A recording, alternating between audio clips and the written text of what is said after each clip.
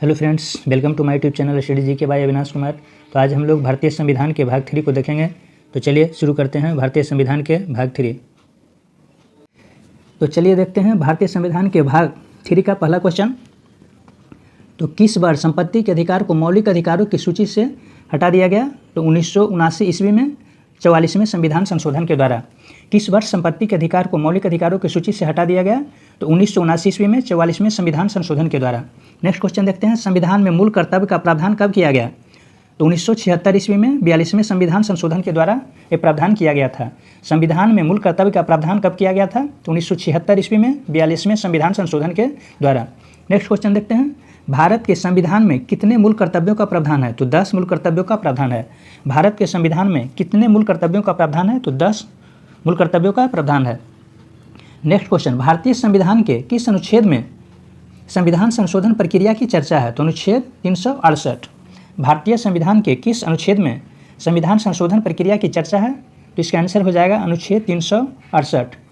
संविधान संशोधन का जो प्रक्रिया है दक्षिण अफ्रीका के संविधान से लिया गया है। नेक्स्ट क्वेश्चन, भारतीय संविधान किसके द्वारा अपनाया गया? तो इस संविधान सभा के द्वारा अपनाया गया। भारतीय संविधान किसके द्वारा अपनाया गया? तो संविधान संशोधन के द्वारा अपनाया गया।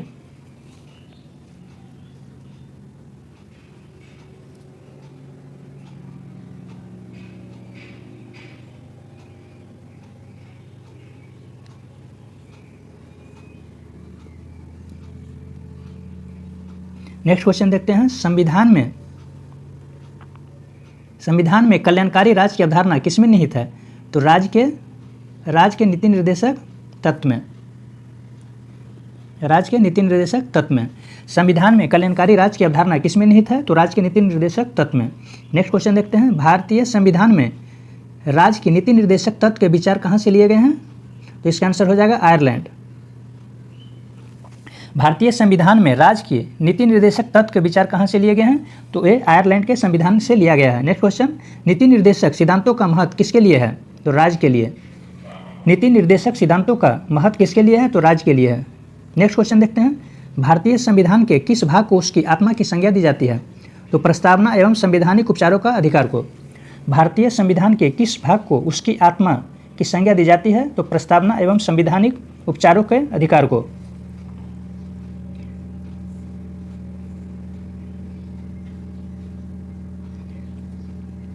नेक्स्ट क्वेश्चन देखते हैं, भारतीय संविधान के अंतर्गत कल्याणकारी राज्य की अवधारणा किस अनुच्छेद में वर्णित है? तो अनुच्छेद 39। भारतीय संविधान के अंतर्गत कल्याणकारी राज्य की अवधारणा किस अनुच्छेद में वर्णित है? तो अनुच्छेद 39 में। नेक्स्ट क्वेश्चन, भारतीय संविधान में प्रथम संशोधन कब किया गया? तो 1951 ईस्वी को। भारतीय संविधान में प्रथम संशोधन कब किया गया? तो 1951 ईस्वी में। नेक्स्ट क्वेश्चन देखते हैं, भारतीय लोक प्रशासन संस्था की स्थापना कब हुई थी? तो मार्च 1954 ईस्वी में। भारतीय लोक प्रशासन संस्था की स्थापना कब हुई थी? तो मार्च 1954 ईस्वी को। नेक्स्ट क्वेश्चन देखते हैं, मूल अधिकारों को परिवर्तित करने की शक्ति किसे प्राप्त है? तो उच्चतम व उच्च न्यायालयों को यह अधिकार प्राप्त है। तो मूल अधिकारों को परिवर्तित करने की शक्ति किसे प्राप्त है? तो उच्चतम व उच्च न्यायालयों को यह अधिकार प्राप्त है। नेक्स्ट क्वेश्चन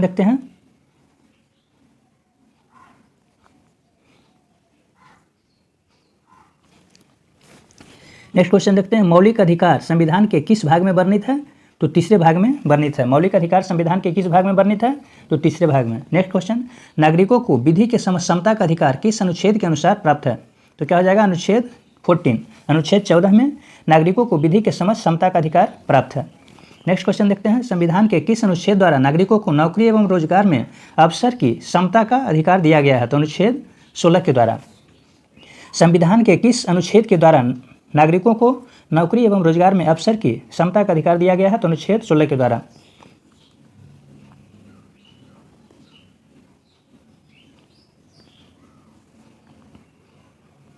नेक्स्ट क्वेश्चन देखते हैं, अस्पृश्यता का अंत संविधान के किस अनुच्छेद के द्वारा किया गया है? तो अनुच्छेद 17।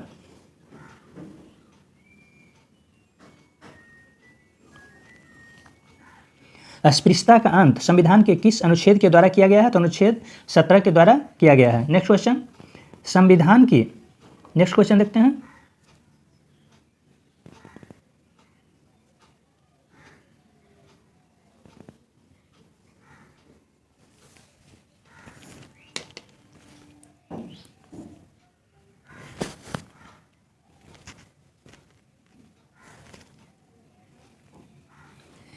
नेक्स्ट क्वेश्चन देखते हैं, संविधान के कौन सी धारा स्त्रियों और पुरुषों को समान कार्य के लिए समान पारिश्रमिक की व्यवस्था करता है?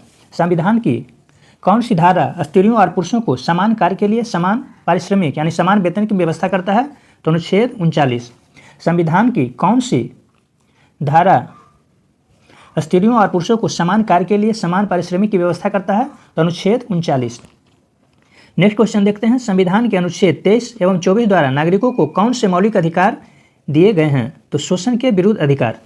संविधान के अनुच्छेद 23 एवं 24 द्वारा नागरिकों को कौन से मौलिक अधिकार दिए गए हैं? तो शोषण के विरुद्ध अधिकार। नेक्स्ट क्वेश्चन देखते हैं, जम्मू कश्मीर का संविधान कब लागू हुआ? तो 26 जनवरी 1957 ईस्वी को। जम्मू कश्मीर का संविधान कब लागू हुआ? तो 26 जनवरी 1957 ईस्वी को। नेक्स्ट क्वेश्चन, किस संविधान संशोधन द्वारा दल बदल पर रोक लगाया गया है? तो 52वें संशोधन द्वारा। किस संविधान संशोधन द्वारा दल बदल पर रोक लगाया गया है? तो 52वें संविधान संशोधन के द्वारा।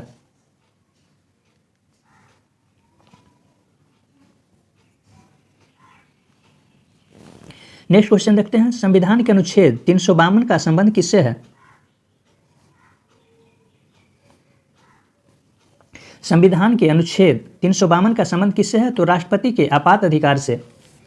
राष्ट्रपति के आपात अधिकार से संबंधित है, यानी राष्ट्रीय आपात से संबंधित है। नेक्स्ट क्वेश्चन, संविधान के अनुच्छेद 360 का संबंध किससे है? तो वित्तीय आपात से संबंधित है। संविधान का अनुच्छेद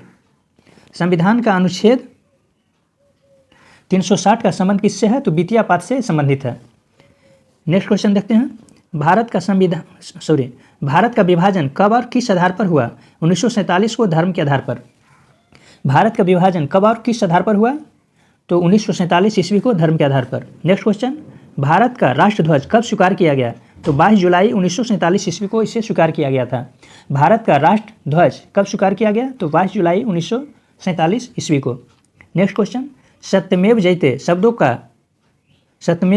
शब्दों को किस ग्रंथ से उद्धृत किया गया है? तो मुंडक उपनिषद से। सत्यमेव जयते शब्द को किस ग्रंथ से लिया गया? तो मुंडक उपनिषद से। नेक्स्ट क्वेश्चन, भारत का राष्ट्रीय चिन्ह कहाँ से लिया गया है? तो अशोक के सारनाथ स्तंभ से इसे लिया गया है। भारत का राष्ट्रीय चिन्ह कहाँ से लिया गया है? तो अशोक के सारनाथ स्तंभ से।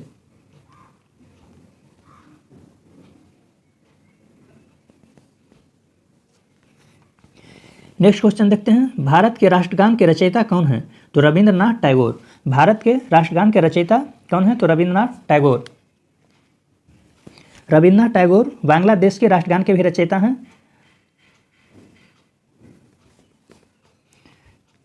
नेक्स्ट क्वेश्चन, सर्वप्रथम इस राष्ट्रगान को कब गाया गया था? तो 27 दिसंबर 1911 ईस्वी को इसे गाया गया था। सर्वप्रथम राष्ट्रगान को कब गाया गया था? तो 27 दिसंबर 1911 ईस्वी को।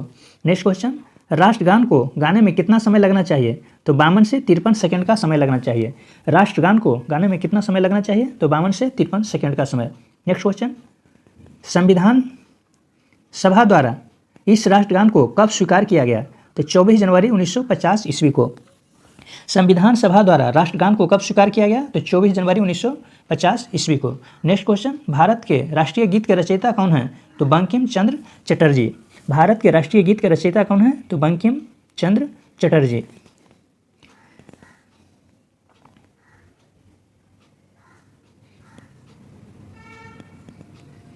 नेक्स्ट क्वेश्चन देखते हैं, वंदे मातरम को किस पुस्तक से उद्धृत किया गया है, यानी किस पुस्तक से लिया गया है? तो आनंद मठ से। वंदे मातरम को किस पुस्तक से उद्धृत किया गया है?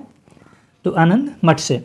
आनंद मठ से इसे लिया गया है। नेक्स्ट क्वेश्चन, राष्ट्रीय गीत को सर्वप्रथम कब गाया गया था? तो 1896 ईस्वी को। राष्ट्रीय गीत को सर्वप्रथम कब गाया गया था? तो 1896 ईस्वी को। नेक्स्ट क्वेश्चन, राष्ट्रीय झंडे में लंबाई एवं चौड़ाई का अनुपात क्या है? तो 3:2। राष्ट्रीय झंडे में लंबाई एवं चौड़ाई का अनुपात क्या होता है? तो 3:2। संविधान किसे कहते हैं? तो राज्य के कार्य को संचालित करने वाले मूल नियमों और सिद्धांतों को संविधान कहते हैं। संविधान किसे कहते हैं? तो इसका आंसर क्या हो जाएगा? राज्य के कार्य को संचालित करने वाले मूल नियमों एवं सिद्धांतों को संविधान कहते हैं।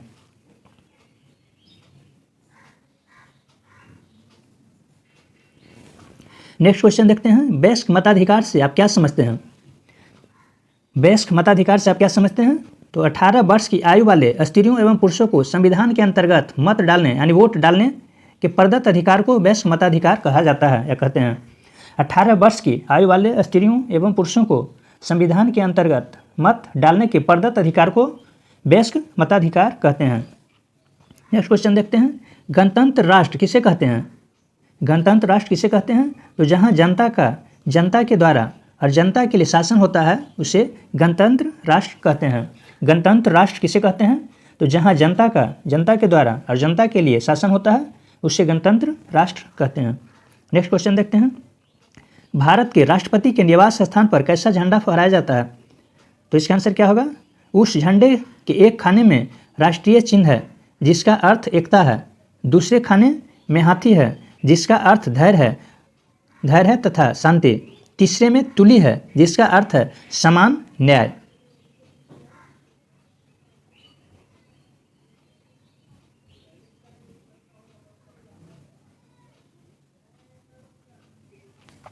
भारत के राष्ट्रपति के निवास पर कैसा झंडा फहराया जाता है? तो उस झंडे के एक खाने में राष्ट्रीय चिन्ह है जिसका अर्थ एकता है, दूसरे खाने में हाथी है जिसका अर्थ धैर्य तथा शांति है, तीसरे में तुल्य है जिसका अर्थ समान न्याय है।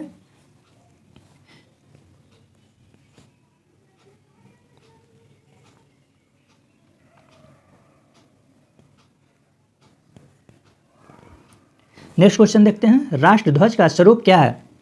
राष्ट्रध्वज का स्वरूप क्या है? तो भारत का राष्ट्रीय झंडा तिरंगा है जिसमें केसरिया रंग सबसे ऊपर है, बीच में सफ़ेद है और गहरा हरा सबसे नीचे है। सफ़ेद पट्टी के बीच में नीले रंग का एक अशोक चक्र है जिसमें 24 लकीरें हैं। झंडे में लंबाई एवं चौड़ाई का अनुपात 3:2 का अनुपात है। राष्ट्रध्वज का स्वरूप क्या है? तो भारत का राष्ट्रीय झंडा तिरंगा है जिसमें केसरिया रंग सबसे ऊपर, बीच में सफ़ेद और गहरा हरा सबसे नीचे है। सफ़ेद पट्टी के बीच में नीले रंग का एक अशोक चक्र है जिसमें 24 लकीरें हैं। झंडे में लंबाई एवं चौड़ाई का अनुपात 3:2 का अनुपात है। भारतीय संविधान की प्रस्तावना क्या है? भारतीय संविधान की प्रस्तावना क्या है? तो सभी नागरिकों को सामाजिक, आर्थिक, राजनीतिक, न्याय, विचार, अभिव्यक्ति, धर्म एवं उपासना की स्वतंत्रता तथा प्रतिष्ठा एवं अवसर की समानता प्रदान करना और उन सब में व्यक्ति की गरिमा व राष्ट्र की एकता को सुनिश्चित करने वाली वस्तुओं को बढ़ाना तथा धर्मनिरपेक्ष समाजवाद की स्थापना करना है।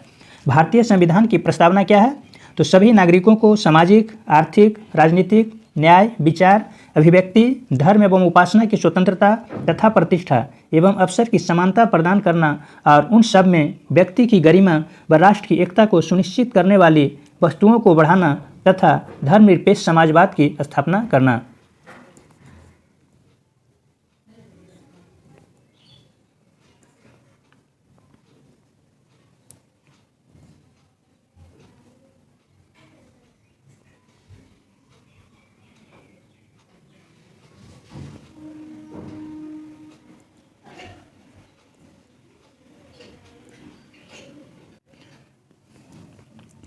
मौलिक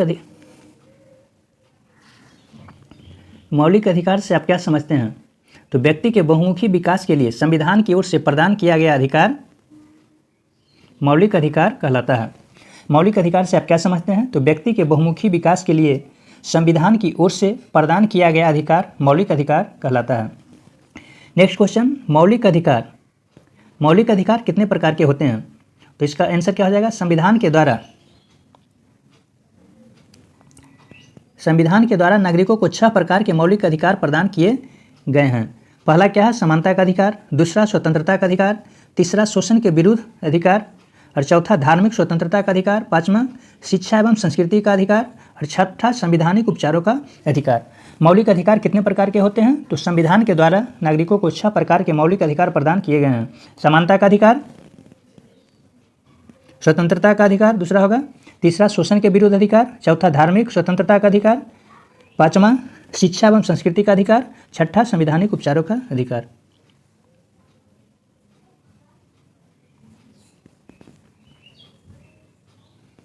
नेक्स्ट क्वेश्चन देखते हैं, अप्रत्यक्ष निर्वाचन से आप क्या समझते हैं? तो अप्रत्यक्ष निर्वाचन उस प्रणाली को कहते हैं जिसके अनुसार मतदाता के अलावा और किसी को भी मालूम नहीं होता है कि उसने किसके पक्ष में मतदान किया। अप्रत्यक्ष निर्वाचन से आप क्या समझते हैं? तो अप्रत्यक्ष निर्वाचन उस प्रणाली को कहते हैं जिसके अनुसार मतदाता के अलावा और किसी को भी मालूम नहीं होता है कि उसने किसके पक्ष में मतदान किया। नेक्स्ट क्वेश्चन देखते हैं, लोक कल्याणकारी राज्य से आप क्या समझते हैं? तो इसका आंसर क्या होगा? ऐसा राज्य जिसका उद्देश्य सभी नागरिकों के लिए अधिक कार्य करना है। लोक कल्याणकारी राज्य से आप क्या समझते हैं? तो ऐसा राज्य जिसका उद्देश्य सभी नागरिकों के लिए अधिक कार्य करना है।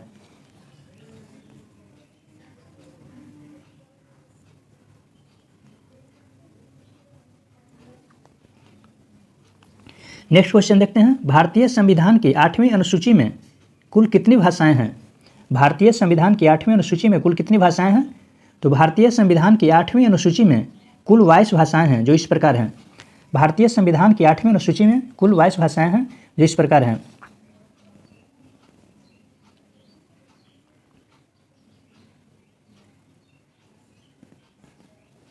पहला क्या है? असमिया, दूसरा बंगाली, तीसरा बोडो, चौथा डोगरी, पाँचवा गुजराती, छठा हिंदी, सातवां कन्नड़ और आठवां कश्मीरी, नौवां क्या हो जाएगा? कोंकणी, 10वां मलयालम, मणिपुरी, 11वां, 12वां मराठी, 13वां मैथिली, 14वां नेपाली, 15वां क्या हो जाएगा? उड़िया,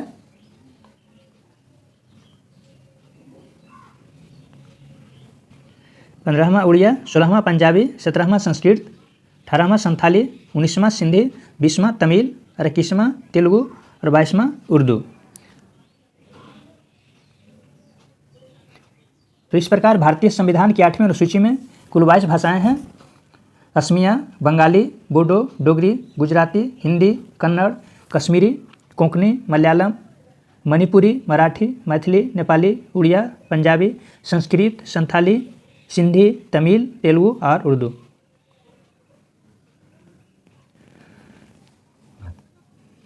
तो फ्रेंड्स, यदि वीडियो अच्छा लगे तो इसे लाइक, सब्सक्राइब और शेयर जरूर करें। वीडियो देखने के लिए थैंक यू। नेक्स्ट वीडियो में मिलते हैं।